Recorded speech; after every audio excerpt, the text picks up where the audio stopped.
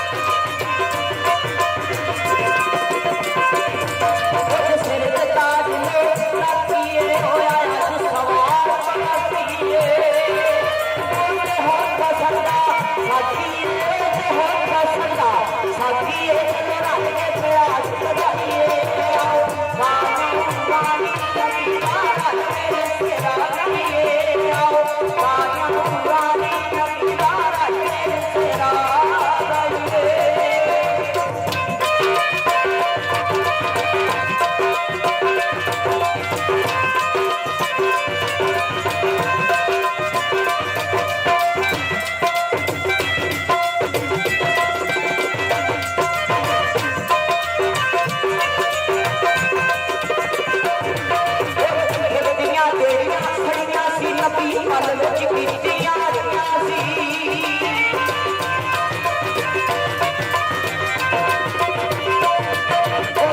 ਖੇਡੀਆਂ ਜਿਹੜੀਆਂ ਖੜੀਆਂ ਸੀ ਨਬੀ ਪਲ ਵਿੱਚ ਕੀਤੀਆਂ ਰਹੀਆਂ ਸੀ ਥੱਲਿਆ ਵਾਦੀਆਂ ਲੜੀਆਂ ਸੀ ਉਹ ਥੱਲਿਆ ਵਾਦੀਆਂ ਲੜੀਆਂ ਸੀ ਕਹਿੰਦੇ ਹਰ ਫੁੱਲਾਂ ਦੇ ਵਾਲੀਏ ਆਓ ਸਾਰੀਆਂ ਉਮਰਾਂ ਦੀ ਨਬੀ ਦਾ ਨਾਲ ਮੇਰੇ ਤੇਰਾ ਲੜੀਏ ਆਓ ਸਾਰੀਆਂ ਉਮਰਾਂ ਦੀ ਨਬੀ ਦਾ ਨਾਲ ਮੇਰੇ ਤੇਰਾ ਲੜੀਏ